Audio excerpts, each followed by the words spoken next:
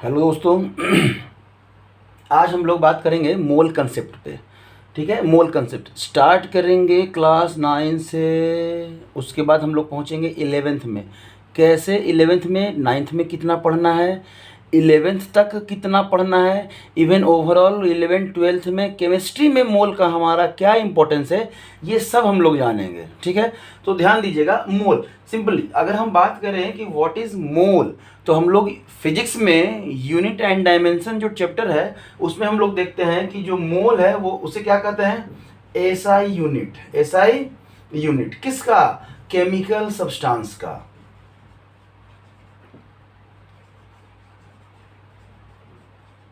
किसका, chemical substance का। मतलब अगर सिंपली कोई आपसे पूछे कि मोल क्या है, तो आप कह सकते हैं कि जो मोल है वो ऐसा यूनिट है केमिकल सब्सटेंस का। क्यों? इसका मतलब कि हम लोग जो भी मेजरमेंट लेते हैं केमिकल सब्सटेंस का, वो किस में लेते हैं, तो मोल में लेते हैं। किस में लेते हैं, मोल में लेते हैं। ध्यान दीजिएगा, यहाँ से डेफिनेशन हम लोग बहुत पढ़ते हैं, याद कुछ नहीं रहता है लास्ट के समय में। ठीक है, मोल का रिलेशन और नंबर से, वॉल्यूम से, मास से, इलेक्ट्रॉन से, प्रोटॉन से कैसा है, किसी को कुछ याद नहीं रहता, लास्ट में हम लोग फिर भूल ही जाते हैं। और मोल कंसेप्ट को 11th के बच्चे ध्यान देंगे खास करके, मोल कंसेप्ट को एक चैप्टर मान के नहीं पढ़ना है कि पहला चैप्टर है, रीड कर लिए, नहीं भी आया तो कोई दिक्कत नहीं, चलो आगे बढ़ जाते हैं, स्किप करते हैं।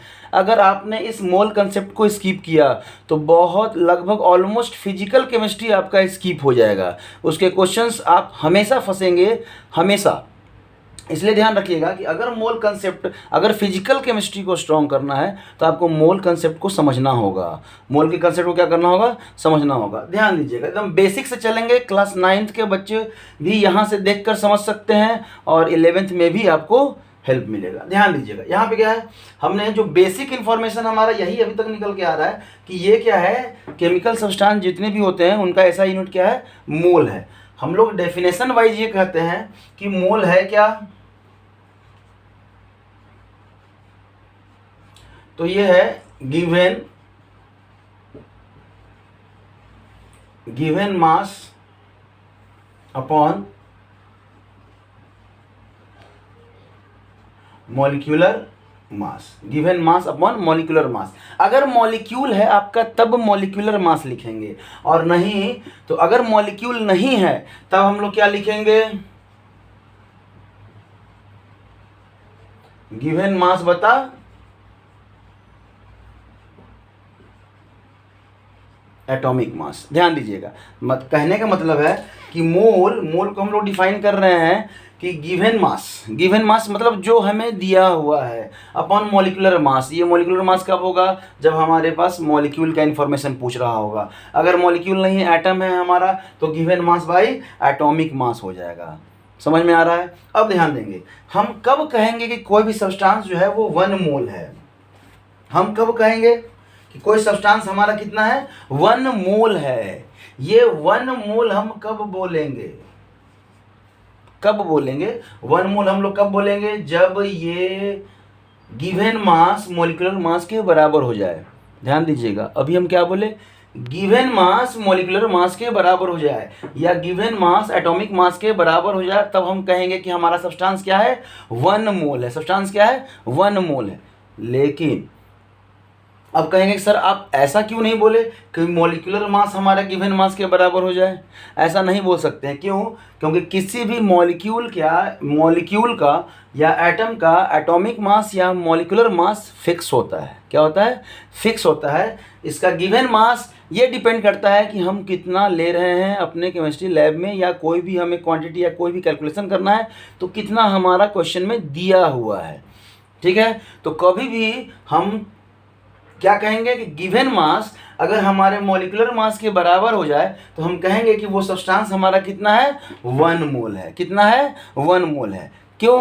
ये दोनों जब क्वांटिटी बराबर हो गया, चाहे जितना भी हो, अगर इक्वल हो गया, दोनों कट जाएगा, आएगा कितना, 1, मतलब 1 मोल।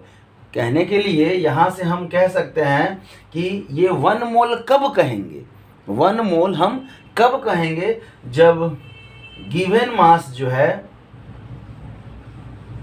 ये इक्वल हो जाएगा किसके, मॉलिक्यूलर मास के।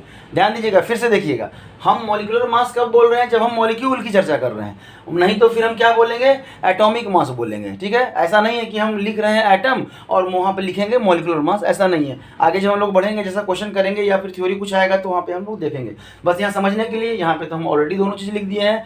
आप समझेंगे कि यहाँ पे गिवन मास अगर मॉलिक्यूलर मास के बराबर हो जाए तो वो क्वांटिटी, वो सब्सटेंस हमारा क्या कहलाएगा, 1 मोल सब्सटेंस कहलाएगा। कितना कहलाएगा, 1 मोल।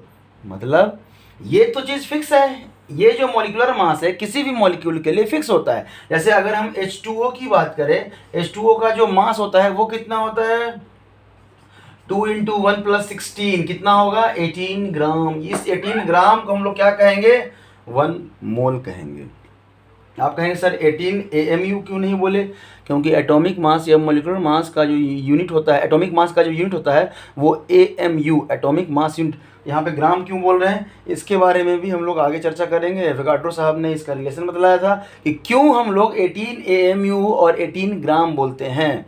ठीक है, तो वो नेक्स्ट वीडियो में हम लोग इसका, उसके बारे में चर्चा करेंगे। यहाँ पे हम लोग बात कर रहे हैं कि 1 मोल तब है कि हमारा ये वाटर है, वाटर का एक मॉलिक्यूल है। अगर एक ही मॉलिक्यूल की बात करें तो हमारा कितने के बराबर है, 18 ग्राम के बराबर है। मतलब ये जो 18 ग्राम है वो किसके बराबर होगा, 1 मोल के।